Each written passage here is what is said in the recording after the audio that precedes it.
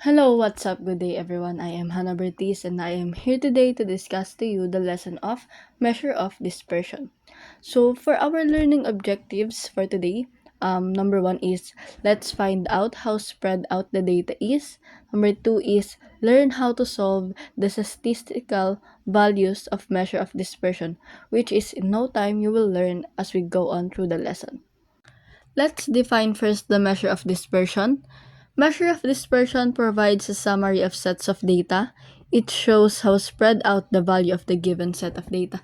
Meaning, yung measure of dispersion, ito yung mga statistical tools na ginagamit natin para makita kung gaano ka-spread and to check the variability of a data set. Measure of dispersion is either close dispersion or wide dispersion. So, para mas maintindihan nyo kung ano yung tinutukoy ko, let me show you a pic. So, dito, makikita nyo na yung close dispersion is around the mean siya. Yung curve, yung shape ng data is around the mean. Meaning, it is not spread out. Hindi magkakalayo yung data. So, while in wide dispersion, you can see na yung data is magkakalayo. It's scattered. Hindi siya clustered out katulad ng close dispersion. In measure of dispersion, meron tayong statistical values na ginagamit to compute the spreadness and the variability of the data. So, yung statistical values is composed of range, interquartile range, variance, and standard deviation. Let's discuss first the range. So, for the range measures the distance of the highest value to the lowest value. The formula of range is simply the difference between the minimum and the maximum value of the given set of data. So, as you can see, R is equals to HV or highest value subtracted to LV or the lowest value. So, for you to understand it better and to get a clear picture of it, let me show you an example.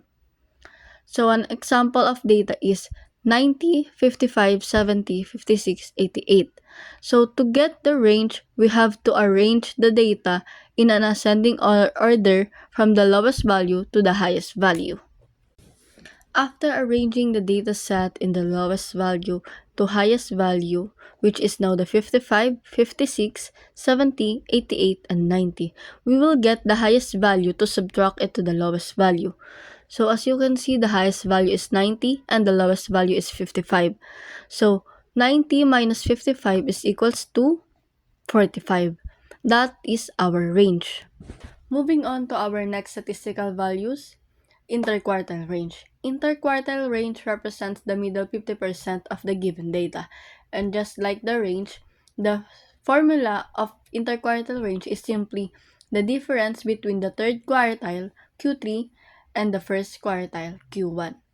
So for context, the third quartile, or also known as the upper quartile, is the 50% of the values after the median, while the first quartile, or also known as the lower quartile, is the 50% of the values before the median. Let me show you an example on how to compute for the interquartile range. And katulad ng ginamit nating example kanina na data, sa range ay ayun ulit yung gagawin natin para i-compute ang interquartile range. Using the formula IQR is equals to Q3 minus Q1, let us get first the Q3. So, para makuha natin ang Q3 or ang upper quartile is we have to find out first what is the median. So, as you can see in the data, 55, 56, 70, 88, 90, 70 is our median as it is in the center of the data. So, in order for us to get the upper quartile, we will have to look at the right side of the given set of data. And katulad ng sinabi ko kanina, ang upper quartile or the third quartile is the 50% of the values after the median, which means 88 ang ating upper quartile. While for the lower quartile or the Q1, we will have to look at the left side of the given set of data from the median. So, katulad din ng sabi ko kanina, ang first quartile or lower quartile is the 50% of the values before the median, which means 56 ang ating first quartile. And now that we have the both values of the Q3 and the Q1, we will subtract it. So 88 minus 56 is equals to 32, and that is our interquartile range. Number 3, variance. Variance is based on the mean. It implies the squared distance of each observation from the mean. Variance is used to compute the distance of any observation in the dataset from the mean. Variance has two formula. For the first one is the variance of the population. And as you can see, the population is the sigma is equals to the summation of the quantity of x minus mean squared over n. The second formula is the variance of the sample. Variance or S squared is equals to the summation of the quantity of x minus the mean squared over the quantity of n minus 1. For example, suppose we have the data set of 16, 24, 25, 18, and 20, and we want to find the population variance. So in this example, we will use the formula of the population variance. Sigma is equals to the summation of the quantity of x minus the mu or the mean squared over the n. So first, to compute for the variance, we have to compute first for the mean. So to compute for the mean, ang kailangan natin gawin is i-add lahat ng data and i-divide it over 5. 16 plus 18 plus 20 plus 24 plus 25 over 5 is equals to 20.6. Now that we were able to compute for the mu, we will now substitute it in the formula of the variance. As you can see in the formula, we have x, mu, or the mean, or what we have computed earlier, the 20.6, and the n. X represents the dataset.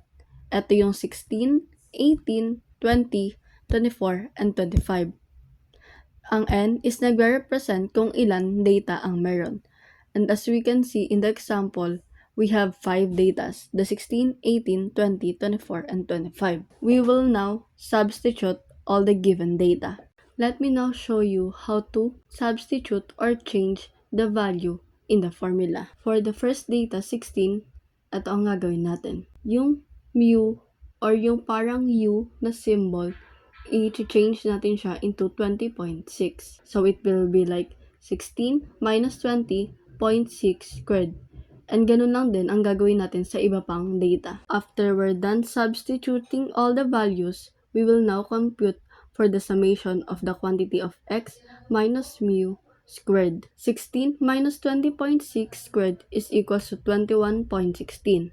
18 minus 20.6 squared is equals to 6.76. 20 minus 20.6 squared is equals to 0.36. Next, 24 minus 20.6 is equals to 11.56. And lastly, the 25 minus 20.6 squared is equals to 19.36.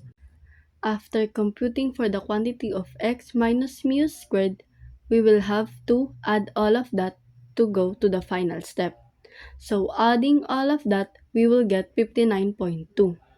So on to our final step, 59.2 divided by 5, our variance is equals to 11.84. Moving on to our last statistical value, which is the standard deviation. Standard deviation is the most commonly used measure of dispersion. It indicates the average distance between each data point and the mean. It is the quadratic mean of the distance from the mean. The formula for standard deviation is simply the square root of variance.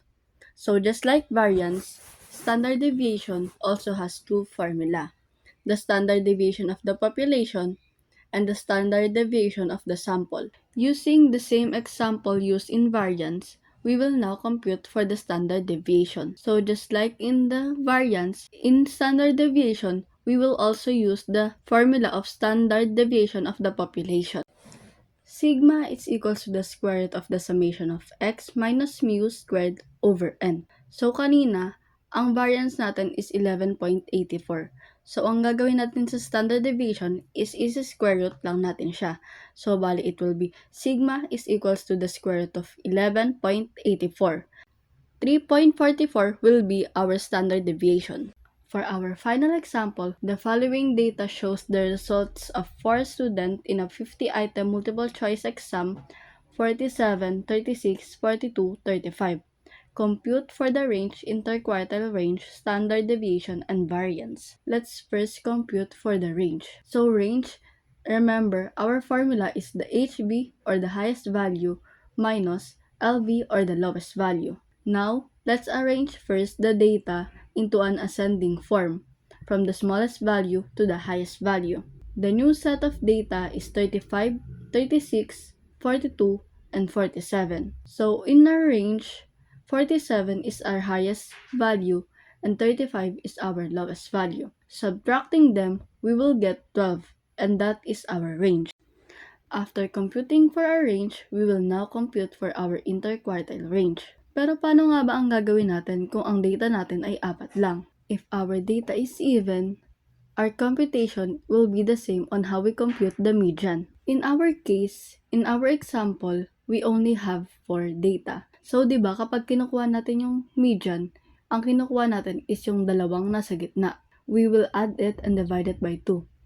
So, kapag kukunin naman natin ang ating lower quartile, ang kukunin nating dalawa is yung nasa left side, which is ating example is yung 35 and 36. 35 plus 36 and divided by 2. Our lower quartile is 35.5. For our upper quartile, we will look naman at the right side of the data, which is the 42 and 47. So, 42 plus 47 divided by 2 is equals to 44.5. That is our third quartile. To computing for our interquartile change, Q3 minus Q1 is equals to 44.5 minus 35.5, and it's equals to 9. And now, let's start computing for the variance. In this example, we will use the variance of the sample. Remember, bago tayo mag-proceed sa ating variance, we will have to get muna the mean. For our mean, we will just have to add all our data and divide it by 4. 35 plus 36 plus 42 plus 47 divided by 4 is equals to 40. And now, computing for the variance, we will now change the value of the x and the mean. The value of our x is the given set of data, which is the 35, 36, 42, and 47. And for the mean, it's the 40. And now, it will be like this. 35 minus 40 squared plus 36 minus 40 squared plus 42 minus 40 squared plus 47 minus 40 squared all over 4 minus 1. For our next step, kailangan lang nating add lahat ng quantity of x minus mean squared. So, ang kalalabasan niya is 25 plus 16 plus 4 plus 49.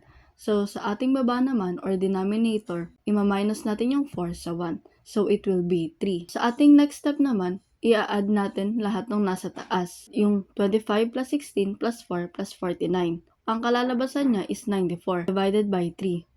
For the final step of our variance, the 94 divided by 3, we will get 31.33. Moving on to the last statistical values, which is the standard deviation. Ang formula na gagamitin natin dito is the standard deviation of the sample kasi ang ginamit natin sa variance is the variance of the sample. The formula is the S is equals to the square root of the summation of the quantity of x minus the mean squared all over the quantity of n minus 1. That's what like we did earlier, isa-square root lang natin yung nakuha nating variance. For the standard deviation, the square root of 31.33 is equals to 5.60.